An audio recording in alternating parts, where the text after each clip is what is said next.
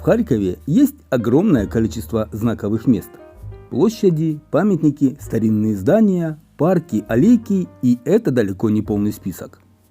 Но есть в городе место настолько старое и настолько известное, что каждое поколение жителей Харькова о нем знают. Место, которое было построено через 5 лет после основания города, а именно в 1659 году. Место, которое обязан посетить каждый турист или гость, приехавший в город, и имя данному месту – Площадь Конституции. За время своего существования это место носило разные названия. Изначально площадь была ярмарочной. На ней каждый год в августе проводились Успенские ярмарки. Город рос и развивался, потому ярмарки перестали быть привязаны к данному месту. Поэтому в XIX веке ее решают переименовать в Николаевскую площадь, так как на ней располагалась церковь Святого Николая. Помимо церкви здесь также строят первый в городе деревянный театр. Данный театр имел постоянную труппу актеров. Сюда стекались не только жители Харькова, но и люди из ближайших сел и поселков. В зимнее время площадь была излюбленным местом катания на санях. В XIX веке на площади началось строительство каменных зданий. К числу первых из них относился не сохранившийся до нашего времени Большой дом дворянского собрания, построенный в 1820 году в северной части площади. Сооружение по проекту архитектора Лобачевского в стиле русского классицизма, здание с высоким залом и хорами было чудесным произведением украинских мастеров и вошло в историю украинской архитектуры. Возле дворянского собрания стояли две пушки, когда-то находившиеся на вооружении Харьковской крепости. С постройкой здания дворянского собрания начались работы по благоустройству прилегающей территории. Деревянные театральные строения снесли и разбили бульвар. Своеобразным украшением северной части площади был городской колодец с насосом и навесом на каменных столбах. В 1849 году на углу площади построили четырехэтажный жилой дом. Значительно перестроенный дом сохранился до наших дней. Рядом с ним стояло каменное строение, в котором находился известный в то время ресторан «Пивная», где часто проходили студенческие сходки. Напротив, на другой стороне площади в 1885 году построили здание городской думы. В наши дни это Харьковский городской совет. Видео про это здание большое и обзорное есть на канале. Кому интересно, в описании под видео, которое вы сейчас смотрите, есть ссылка. Переходите и смотрите.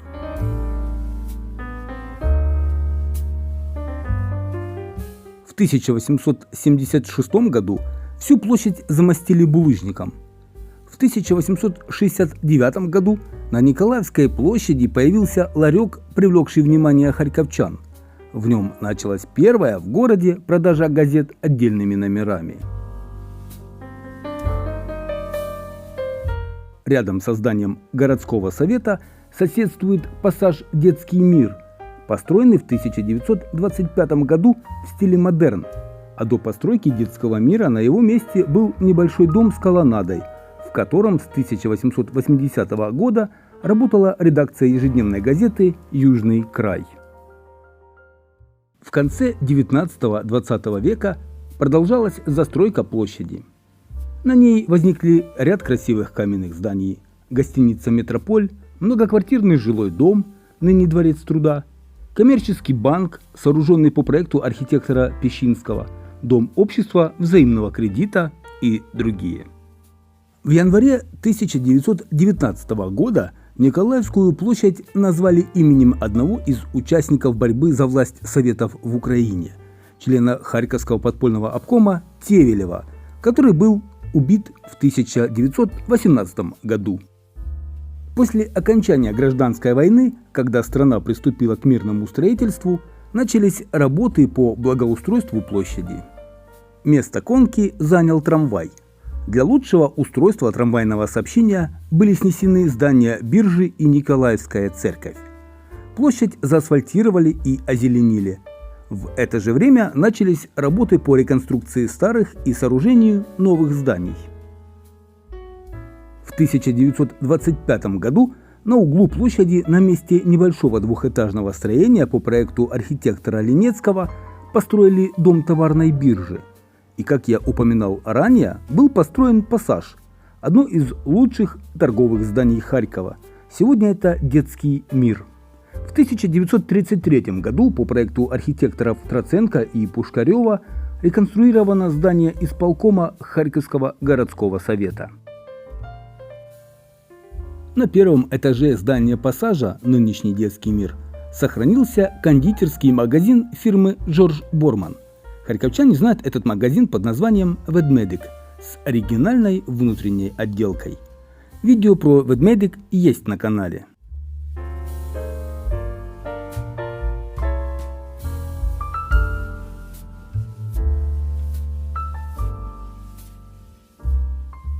Дворец труда. Занимает дом практически целый квартал.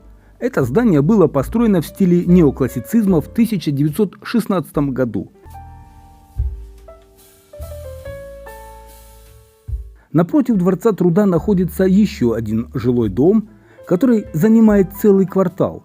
Этот дом известен каждому харьковчанину как одна из главных достопримечательностей города – дом со шпилем. Про дом со шпилем у меня также есть подробное видео на канале. Приглашаю всех к просмотру. На площади расположены еще много разных архитектурных шедевров, но о них как-нибудь в следующих видео на канале. Сегодня же мы ведем речь про площадь Конституции. Здесь еще расположен Харьковский исторический музей, и хотя фактически адрес музея не связан с площадью Конституции, можно без преувеличения сказать, что он находится именно на ее территории.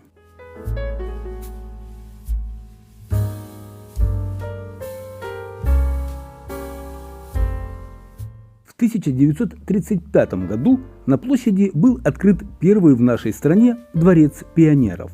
Когда правительство Советской Украины переехало в Киев, здание Всеукраинского Центрального исполнительного комитета переоборудовали и передали пионерам Харькова. Торжественное открытие дворца состоялось 6 сентября, в день празднования Международного юношеского дня. В декабре 1935 года во дворце была зажжена первая в стране новогодняя елка. В дни оккупации города немцами были превращены в развалины лучшие здания площади. После освобождения города харьковчане восстановили площадь, сделав ее еще более красивой.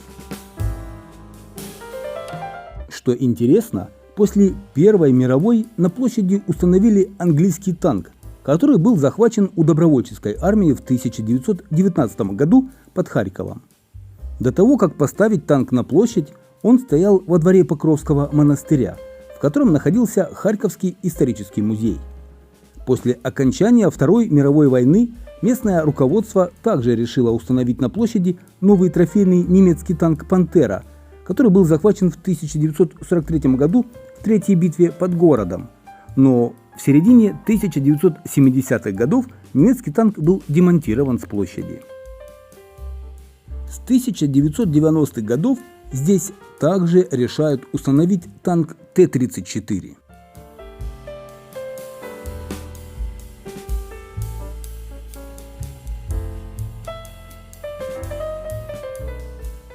«12 декабря 1967 года, в день 50-летия провозглашения советской власти в Украине, в центре сквера был заложен памятник, посвященный этому событию. 4 ноября 1975 года здесь был открыт монумент в честь провозглашения советской власти в Украине, а площадь Тевелева переименована в площадь Советской Украины. С этим названием площадь просуществовала до 1996 года. В народе этот памятник называли проще «Пятеро из ломбарда» или «Пятеро из ломбарда несут холодильник». Судьба этого монумента на сегодняшний день неизвестна. После демонтажа его отправили на хранение коммунальному предприятию города, чтобы в последующем установить памятник в сквере ХТЗ. Но после декоммунизации этот монумент уже не будет установлен. В 1975 году сводом в строй первого участка Харьковского метрополитена начала действовать станция метро «Советская», ныне станция метро «Площадь Конституции». Ствол станции был заложен 23 августа 1968 года.